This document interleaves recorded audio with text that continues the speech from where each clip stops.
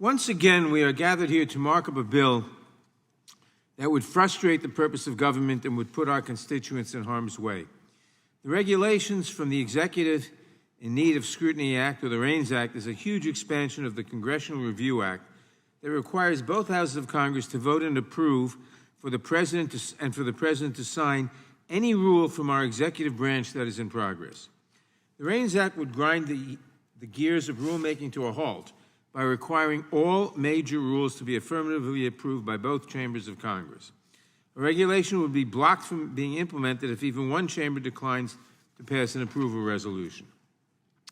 The goal of this legislation, quite simply, is to stop the regulatory process in its tracks, regardless of its impact on public health and safety. The bill purports to give Congress control of the rulemaking process, but Congress already has this power and exercises it in a number of ways.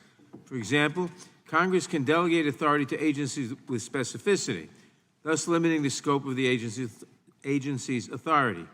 It can impose restrictions on rulemaking through appropriations. It can also influence rulemaking through oversight activities. And if all of these measures are insufficient, we also have the blunt tool of the Congressional Review Act, which allows Congress not only to overturn a rule, but also to bar the agency from ever passing a substantially similar rule. The majority has certainly not been shy about exercising its authority under the Congressional Review Act this year. The REINS Act is not only redundant, but it also creates insurmountable procedural hurdles that would stall the approval of rules of major impact, rules that would be highly beneficial to the public's health and safety. It is important to remember why we have regulations in the first place. Congress sets broad policies, but we delegate authority to executive agencies because we do not have the expertise to craft technical regulations ourselves. Who here knows how many parts per billion of arsenic should be allowed in our drinking water? Is 10 the proper amount? Should it be 5 or 15? None of us here knows the answer, but the dedicated professionals at our federal agencies, many of whom have decades of experience and vast technical expertise, undertake a careful process to protect our health and safety. This process includes numerous procedural safeguards, including public notice and comment. Regulations ensure that our air is safe to breathe, our water is safe to drink, our food is safe to eat, and the life-saving medications we depend on are safe and effective. It means that the cars we drive and the planes we fly have proper safety mechanisms. And when we do not properly regulate, sometimes it means that trains carrying dangerous chemicals can derail in our communities, putting thousands of people at risk. I feel much better about leaving regulatory decisions to the careful study of agency experts rather than to members of Congress who want to substitute their judgment subject to the whims of politics.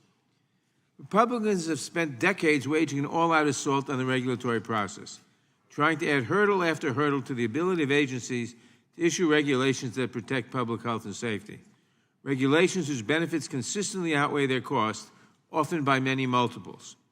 If we want to improve the regulatory process, we would consider legislation such as the Stop Corporate Capture Act, which would bring more transparency and accountability to the rulemaking process.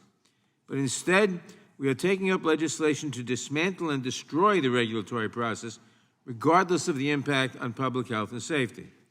Mr. Chairman, one final word about process.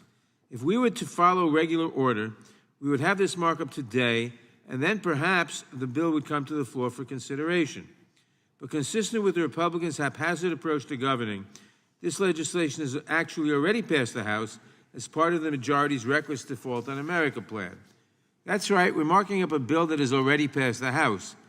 But this is not just irresponsible legislating, it is irresponsible policy.